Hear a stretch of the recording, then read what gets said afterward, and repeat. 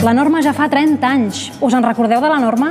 Sí, aquella nena que ens convidava a parlar en el català correcte, la que ens va ensenyar que els tejanos es diuen texans i que el bossó és una bústia. Ai, sembla que fos ahir i ja fa 30 anys de la primera campanya de sensibilització que va fer la Generalitat de Catalunya sobre l'ús correcte del català. I durant tots aquests anys n'hi ha hagut moltes més. Aquestes campanyes i iniciatives han permès que el català sigui present en tots els àmbits del nostre dia a dia. Ara, graó a graó, recordarem junts aquest camí que hem fet entre tots per dur la nostra llengua dalt de tot.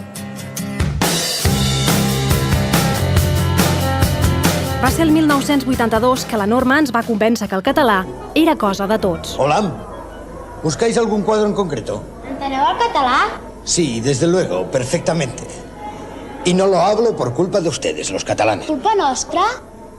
Bueno, vosotras no. Sino de los que se burlan de nosotros cuando intentamos hablarlo. Doncs són ells els que fan riure. La llengua és un element fonamental del ser d'un poble, de qualsevol poble, no? Aquesta llengua, concretament la nostra, després de tots els anys del franquisme i de tota una sèrie de fets que havien anat passant en els últims 30-40 anys, realment estava en una situació difícil, no? I, per tant, calia, doncs, ara que tornàvem a tenir l'autonomia, donar-li suport, donar-li un punt d'impuls, i això es va fer de diverses maneres, amb la col·laboració de molta gent, i una de les maneres va ser aquesta campanya de la Norma, no? O sigui, fer notar que la llengua, que el català era una llengua normal, una llengua habitual, una llengua com qualsevol altra llengua en el món, i que convenia que la defenséssim, que la parléssim, que l'estiméssim, no? Me'n recordo perfectament de la cara del president Pujol quan li vam ensenyar el ninot, li va encantar, li va agradar molt, diu, aquesta nena que farà molta guerra.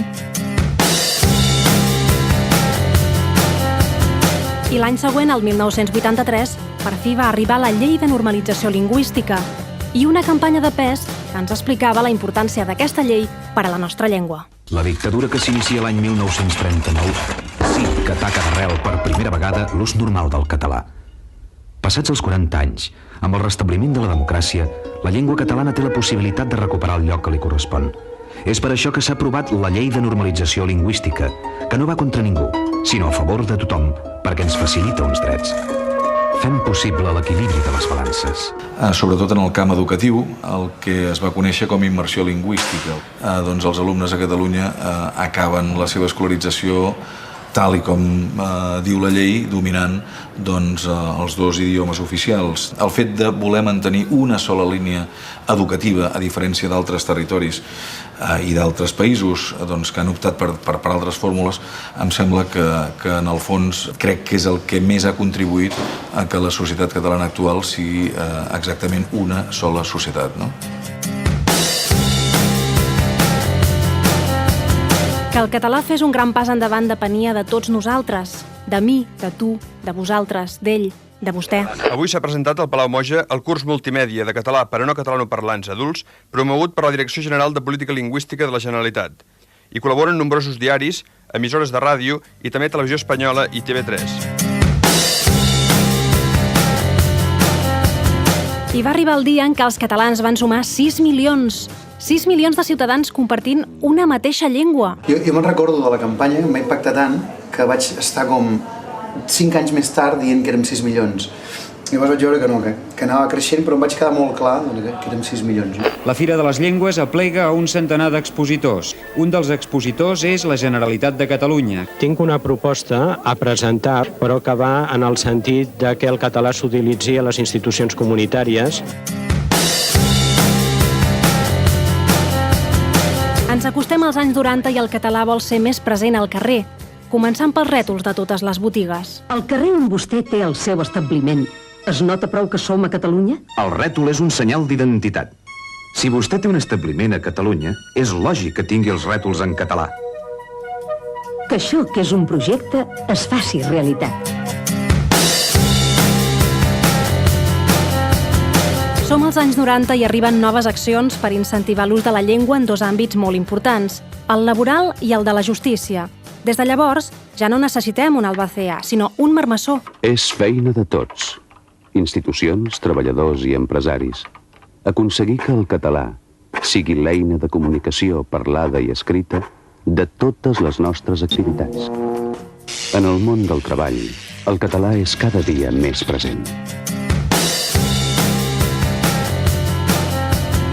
El català seguia el seu camí per arribar a tots els àmbits i aquest cop ho feia sobre rodes, amb una campanya adreçada al sector de l'automòbil.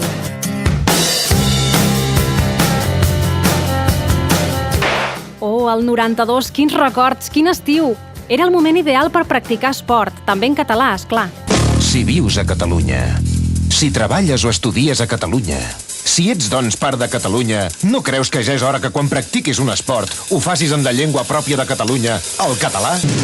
En català, no et quedis fora de joc.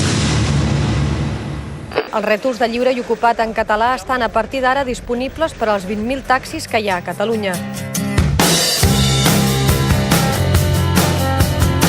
Ja al nou mil·lenni, Catalunya va viure un boom de persones nouvingudes, una oportunitat única per convertir-nos en els seus mestres de català i ajudar-nos a conèixer una nova llengua. El voluntariat per la llengua va anar encara més enllà i va formar parelles lingüístiques entre persones de parla catalana i persones que volen practicar el català. Cada any, a Catalunya, més de 65.000 persones que venen de fora aprenen el català.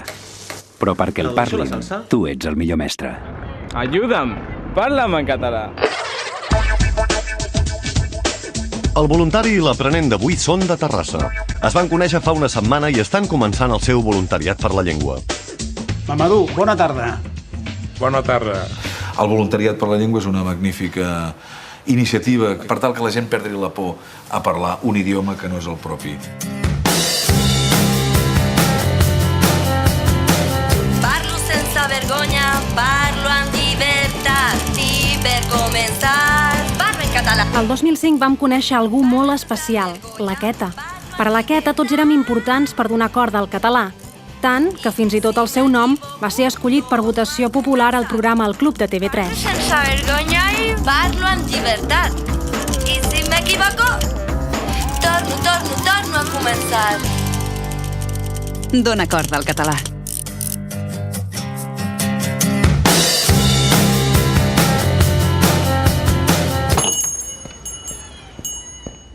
Què li puc fer per berenar? Si us plau, voldria un entrepà.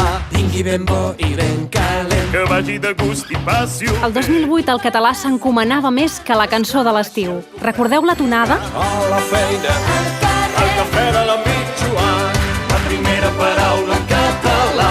Un bon dia en què voldrà, encomana en català. Generalitat de Catalunya. Per la llengua, som-hi. Actualment el català s'ha convertit en una nova oportunitat de negoci i està cada cop més present al món de les noves tecnologies. As a language, Catalan is spoken more than Finnish, Danish and Norwegian. Vols que el teu mòbil parli com tu? Què vols dir? Doncs que parli en català. Al teumòbil.cat trobaràs tota la informació sobre mòbils en català. I a més, música, fons de pantalla i jocs per descarregar-te gratis.